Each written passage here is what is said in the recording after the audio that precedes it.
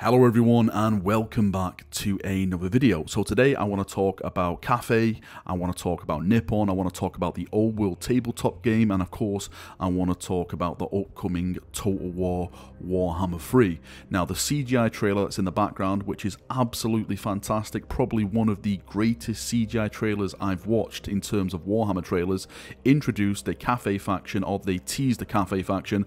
I initially missed it on my first watch because my lore is mainly 40k. Yes, I kind of got into Warhammer through Warhammer Fantasy, but then I quickly evolved into the more sci-fi aspects of Space Marines and, you know, Chaos Space Marines, Eldar and all that type of stuff. So when that was announced on the trailer, I completely missed it, and people saying, God damn it, Valrak, you missed Cathay. So I've gone back now, I've done some research, and I actually just want to talk about these upcoming factions because I really do think they are going to be massive, not in Total War Warhammer 3, but also in the old world as well. So let's jump in and let's get talking. So let's start with Cathay, and I have to say, as I've been researching this, Cathay to me is mind-blowing.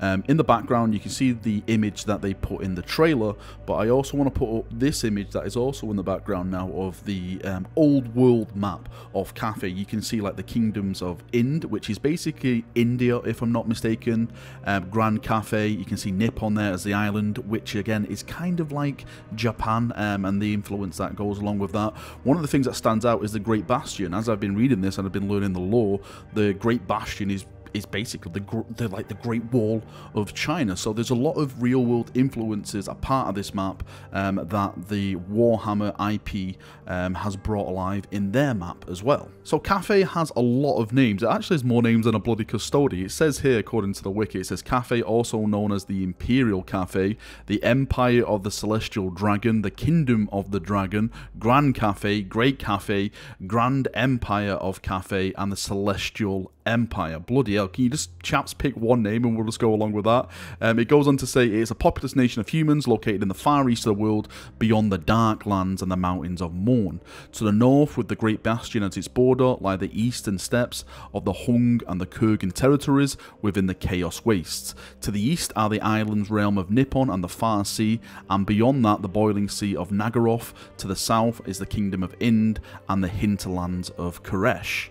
When it comes to the ruler of Cathay, the information I can find is something to do with the Dragon Emperor. And when I was reading this, it actually made me think of Genghis Khan and the landmass that he had rule over, and that was full of different cultures, full of different people, different religions, but he controlled the dominant of that land. He was basically the emperor of that land. It does say that the Dragon Emperor is said to be immortal, but then it goes on to say, but there's been several different emperors, and some believe one is an actual dragon in the form of a man. So maybe this is kind of playing up to that religious aspect where if you are the Dragon Emperor, you are seen as divine and you're kind of like a god. Now, I'm not too sure if this is the fully updated lore, but I think the most recent emperor is Emperor Yen Huang, and it says here he ruled around 2748.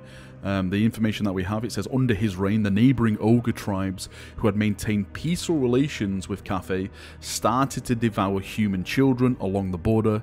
His coven of astromancers may have had a hand in the arrival of the Great Maw Comet that crashed into the ogre homelands and drove them westwards. So that's kind of interesting. Maybe we can have some conflict with the ogres and Cathay. Another thing that stood out, which I find is quite funny, is something called the Monkey King. It says in 2377, this could maybe, you know, tie into the old world somehow, you know, the actual tabletop game. The so-called Monkey King seized power in Cathay, installed Warlord Kishkeek of Clan Eshin, and as an advisor began to trade with the Skaven Under Empire. So at one point, Cathay and the Skaven were kind of like close. It does go in more information that it's unclear how long that lasted in power, since apparently there is another Dragon Empire currently in power during that time. So maybe kind of like a Cathay civil war.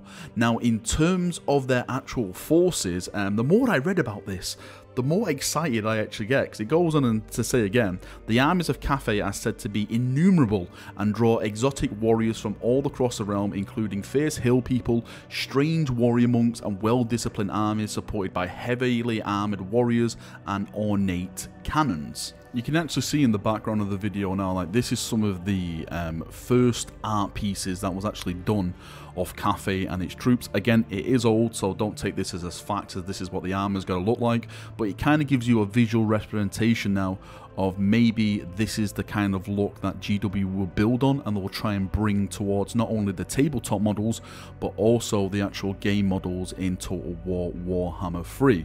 Now some more stuff, let's go into it. It says like Cathay, it does have the gunpowder technology, of course. They have ornate cannons, so I expect to see, you know, guns and stuff like that.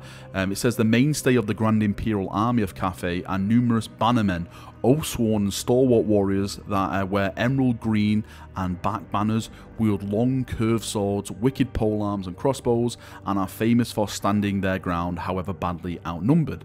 So when I read that, I kind of think of Bretonia.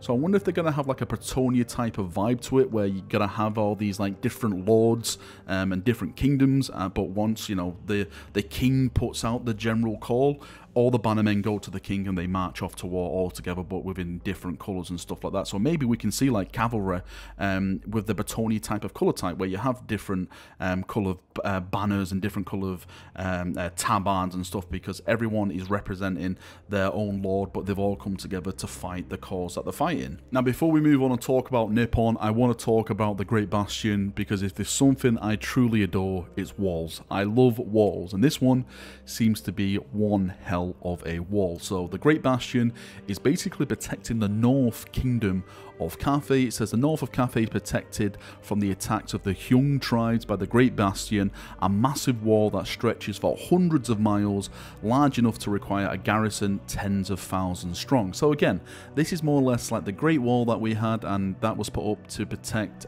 China, if I'm not mistaken, from the Mongol attacks, the Mongol raids upon the Chinese land. I'm not sure it was called China back then. Please, someone who's good at history, correct me if it was called something else. I'm actually really interested to see this in the Grand Campaign map and how it would look. Like, if you attack this wall, is it going to have like a couple of bases along the wall and you have to like attack certain bases to actually go through the wall? And when you actually fight it from a visual standpoint, are you just basically sieging a huge wall? Like, how does it happen? Do you have to blow the wall apart? Do you have to like ladders upon ladders upon ladders to actually get through this wall? It's going to be interesting to see how the developers do it, how they bring it alive visually.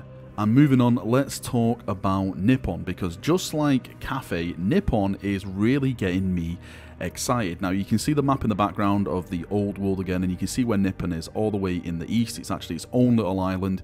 It's basically Japan. That's what it is. That's what we're looking at when we're looking at Nippon. I'll put another image of Nippon on the map. Again, these maps are probably going to be changing. These are probably, you know, not going to be the final thing. These are old maps, and with all the new stuff that's coming, they're probably going to redo them and make them slightly different, maybe bigger. I don't know how they're going to do it. Now, the thing with Nippon, since it's actually based on Japan, it has that Japanese influence of samurais and stuff like that. And to be fair, Total War has already kind of done a fantasy version of Nippon. And now I'm not saying it is completely fantasy version of Nippon, but it's kind of that esque of it, and it's the Total War Three Kingdoms game, for those of you who played it. That's set in that kind of mythological era, and you know, heroes and stuff, and that kind of presence and that kind of look, I personally think would really help them from that project, bringing it over to this project. They do have an emperor, it seems. It says here, Nippon is ruled by a reclusive semi-divine emperor, also known as the Divine Son. Now, I'm not sure he is fully divine. Again, maybe this is a religious aspect to it, where if you are the emperor, you are seen as a godly being. It does go on to say the real power lies in the hands of many feudal warlords or samurai. Again, that brings us back to the whole, you know, Japanese kind of culture and aspect to it, where the samurai and their warlords and their masters they were sworn to basically had Japan split up, and it was, you know, all warlords fighting each other and answering the call of the emperor when they needed to do so. Now, if we just go back to the emperor for a second and actually speak of the religious aspects of Nippon, there's one thing that actually really stood out to me. So we know we have the emperor, and he's considered divine, the Divine Son, as we just stated, but there's also something else. It says some Nipponese, which is the name of the citizens of Nippon, worship Lord Tiztin.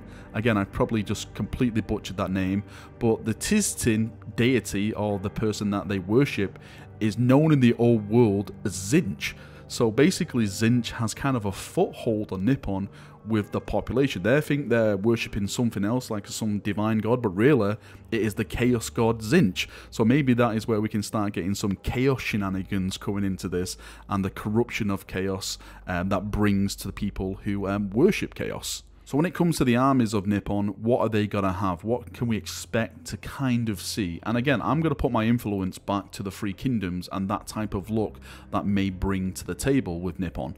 Because it says they have samurai. Samurais are the warrior of nobility of Nippon. Samurai lords lead bands of disciplined and utterly devoted followers. The samurai martial code does not recognize failure, and there can be no honor in defeat. This is just samurai. This is it. It's fantasy samurai. They have ninja assassins. The Nipponese peasants are extremely reluctant to fight for their samurai overlords.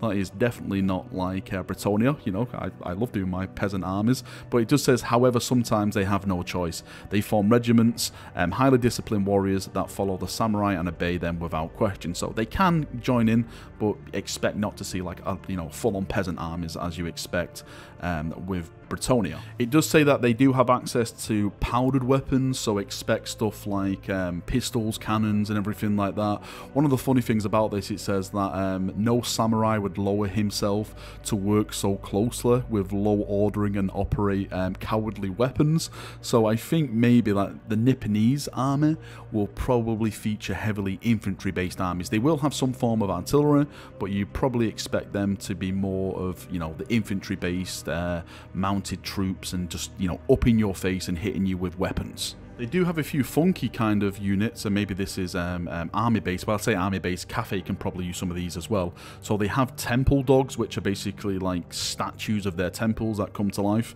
I'll try and put a picture up in the background. And it says these are commonly seen being ridden into battle by mighty samurai lords. They also have Kairin, which kind of looks like unicorns. They have like proper long manes and stuff. They are occasionally ridden by powerful Far Eastern heroes, particularly the samurai lords of Nippon. Now that means that they probably will be in the Cathay faction as well, but maybe they're more commonly seen with the Nippon army.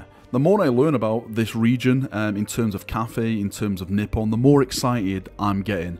As I stated at the start of the video, when I started with Warhammer, I briefly got into fantasy, but then of course I went to the sci-fi aspect with Space Marines and all like the cool stuff. But returning to Warhammer now, not in terms of just Total War 3, but the actual tabletop, because we know the old world is coming.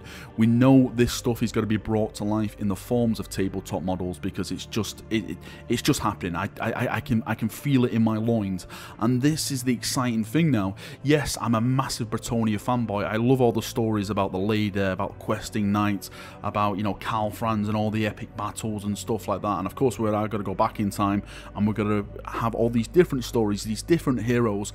But to have this brand new land open up and to have these new models that we've not seen before, like the closest we ever got was people like kit bashing and trying to make their own stuff. Nothing officially from Games Workshop. So to see that come to life, I think it's going to be an amazing experience, and it's going to bring a lot of people back into that game. And I, for one, I'm going to be one of those people, and I'm going to love every bloody second of it. Anyway, Chaperoonios, that's enough ranting and raving for me. I would love to get your thoughts and feedback on this, what you're looking forward to with the kingdoms of Cathay, Nippon, all the regions around that area. What kind of lore do you think we're going to get? What kind of lords are we going to get?